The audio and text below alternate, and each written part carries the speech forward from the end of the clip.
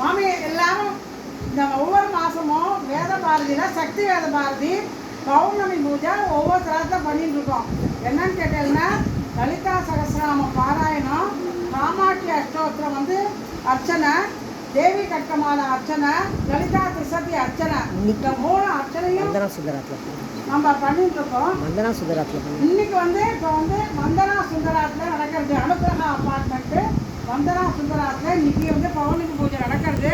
ஒவ்வொரு மாதமும் பண்ணிட்டு இருக்கோம். கிட்டத்தட்ட 3 வருஷமாக நாங்கள் பண்ணிட்டு இருக்கோம். இந்த கூட்டு பிரார்த்தனை இந்த ஒவ்வொரு தடவையும் நாங்கள் பண்ணுவோம்.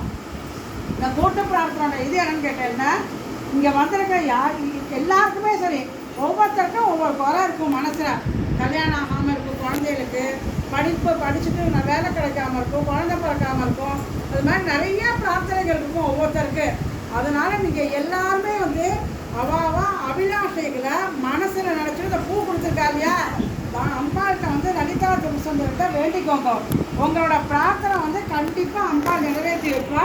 இது சத்தியமான உண்மை. இது நாங்கள் 3 வருஷமாக நிறையா இன்சிடென்ட் பார்த்துட்டு இருக்கோம். எல்லாருக்கும் நடந்துட்டுருக்கோம் ஒவ்வொருத்தருக்கும். அதனால் எல்லாரும் பிரார்த்தனை பண்ணிக்கோங்க. அதுவும் இல்லாமல் இந்த தடவை நம்ம சக்தி வேத பாரதியில் காமாட்சி சேகர்னு ஒரு மாமி பாலாத்திர சுந்தரி கோயிலுக்கு சுவாசனி பூஜை கூட வந்தால் அந்த மாமி திடீர்னு பைக்கில் ஆக்சிடென்ட் ஆகிடுது. ஐசியூவில் இருக்க அந்த மாமி நல்லபடியாக அம்மாட்ட எல்லாரும் வேண்டிப்போம், சீக்கிரம் குணமாகி ஆற்றுக்கு நல்லபடியாக வரணும்னு வேண்டிப்போம். அடுத்தது லதா சிவகுமார்னு நம்ம மார்கழி மாதம் பஜனையில் இந்த மாமி ரொம்ப நல்லா பாடுவா. அந்த மாமிக்கும் கொஞ்சம் உடம்பு சரியில்லாமல் இருக்கா. அந்த மாமிக்காகவும் நம்ம எல்லாரும் சேர்ந்து நம்மளோட பிரார்த்தனையோடு அந்த மாமிக்கெல்லாமும் சேர்ந்து நம்ம பிரார்த்தனை பண்ணிப்போம். அடுத்தது இன்னொரு பாயிண்ட்டு, 3வது பாயிண்ட்டு, முக்கியமான பாயிண்ட்டு என்னன்னு கேட்டேன்னா, இந்த நம்ம நாட்டில் இப்போ நம்மலாம் 3வது உலகப்போர் வரப்போகிறது அது இதுன்னு எல்லாரும் சொல்லிட்டு இருந்தா. ஆனால் நம்ம நாட்டில் ஒவ்வொருத்தரும் தன்னுடைய குழந்தை, அம்மா, அப்பா, மனைவி, கணவன் எல்லாரையும் விட்டுட்டு போய் அந்த எல்லையில் போய் நின்றுட்டுருக்கா. ஒவ்வொருத்தரும் அவளுக்கு மழை கிடையாது, பனி கிடையாது, வெயில் கிடையாது, சாப்பாடெல்லாம் எப்போ கிடைக்குமோ தெரியாது. அந்த மாதிரி ஒவ்வொருத்தரும் அந்த இடத்துல நம்ம இன்னைக்கு சௌக்கியமாக அந்த இடத்துல நம்ம உட்காந்து பூஜை பண்ணுறோன்னா அவள் தான் காரணம். அதனால் அவளுக்காகவும் அவளுடைய குடும்பத்தில் இருக்கிற எல்லாருக்காகவும் நம்ம பிரார்த்தனை பண்ணிப்போம்.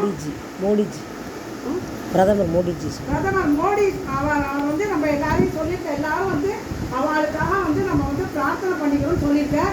அதனால நம்ம நாட்டில் நிம்மதி இருக்கணும், எந்த அமைதியாக இருக்கணும். நம்ம இந்தியா அமைதியான நாடாக இருக்கணும்னு நம்ம எல்லாருடைய கூட்டு பிரார்த்தனையும் சேர்ந்து அம்பாள்கிட்ட வைப்போம். நம்ம நாட்டில் எந்த ஒரு பிரச்சனையும் வரக்கூடாது, எல்லாரும் நன்னா இருக்கணும். லோகா சமஸ்தா சுகினோ பவந்து, சர்வே ஜனாக சுகினோ பவந்து. எல்லா மக்களும் நன்னா இருக்கணும், லோகமும் நன்னா இருக்கணும், நம்ம சுற்றி இருக்கிற எல்லாரும் நன்னா இருக்கணும், நம்ம குடும்பம் நன்னா இருக்கணும்.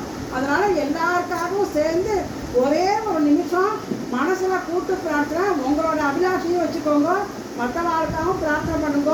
நம்ம ஊனாம்பிள்ளையை ஊட்டி வளர்த்தா தம்புள்ள தானே வளருங்கிற மாதிரி குழந்தையாருக்காக வாங்கிட்டா அம்மா நம்மளுடைய அபிலாஷைலாம் ஆட்டோமேட்டிக்காக எல்லாருக்கும் நல்லபடியாக நிறைவேற்றி வைப்பா.